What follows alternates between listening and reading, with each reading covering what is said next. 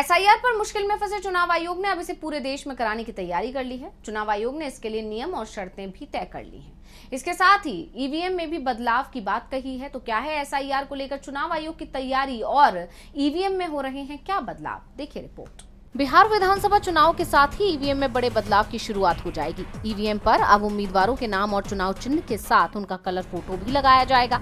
आयोग का कहना है कि हम नाम वाले उम्मीदवारों की वजह से अक्सर मतदाताओं को कंफ्यूजन होता है। इसके समाधान के लिए अब ईवीएम पर चुनाव लड़ने वाले उम्मीदवार की रंगीन तस्वीर भी लगाई जाएगी।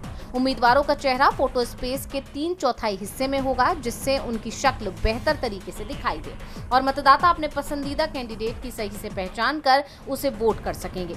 इसके अलावा सभी कैंडिडेट और नोटा के क्रमांक को भी ईवीएम पर गहरे फॉन्ट में छापा जाएगा। इसका फॉन्ट साइज 30 होगा। साथ ही सभी उम्मीदवारों के नाम और नोटा को एक ही फॉन्ट और फॉन्ट साइज में प्रिंट किया जाएगा, जिससे मतदाताओं को उन्हें पढ़ने में आसानी हो। विधानसभा चुनाव के लिए चुनाव आयोग गुलाबी रंग का बैलेट पेपर इस्तेमाल करेगा।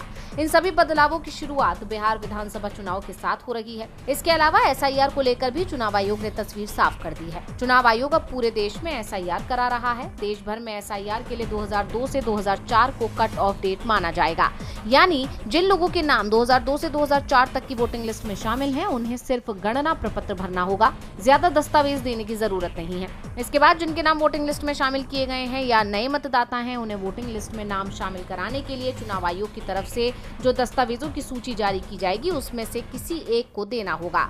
इस बीच खबर आ रही है कि चुनाव आयोग जल्द ही देशव्यापी स्पेशल इंटेंसिव रिवीजन शुरू करने की तारीख तय करेगा। राज्यों के मुख्य चुनाव अधिकारियों से कहा गया है कि वो अपने राज्यों की वोटर लिस्ट तैयार रखें। ये वोटर लिस्ट पिछली बार एसआईआर के बाद छपी थी।